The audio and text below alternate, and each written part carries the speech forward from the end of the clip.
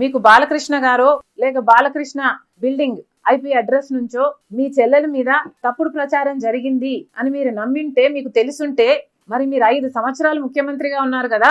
ఆ ఇష్యూ జరిగిన తర్వాత 5 సంవత్సరాలు మీరు ముఖ్యమంత్రిగా ఉండి ఏం గాడిదలు కాశారండి? ఎందుకు ఎంక్వైరీ వేయలేదు బాలకృష్ణ మీద?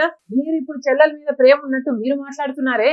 ఏ ఇష్యూ అయితే బాలకృష్ణ బిల్డింగ్ నుంచి అప్పుడు జరిగిందో, ప్రభాస్ కు నాకు సంబంధం ఉంది అని, అదే ఇష్యూని గత 5 సంవత్సరాలలో మీ సైతాన్ సైన్యం మీ సోషల్ మీడియాలో మీరు వాడుకోలేదా? నేను ఏ రోజైతే కేసు పెట్టానో, ఇలా జరిగింది, నా మీద తప్పుడు ప్రచారం జరుగుతుంది అని ఏ రోజైతే కేసు పెట్టానో, ఆ రోజే నేను ప్రభాస్ అన్న వ్యక్తిని ఇంతవరకు చూడలేదు అని చెప్పాను. ఈ రోజుటికి కూడా నాకు ప్రభాస్ అంటే ఎవడో తెలియదు.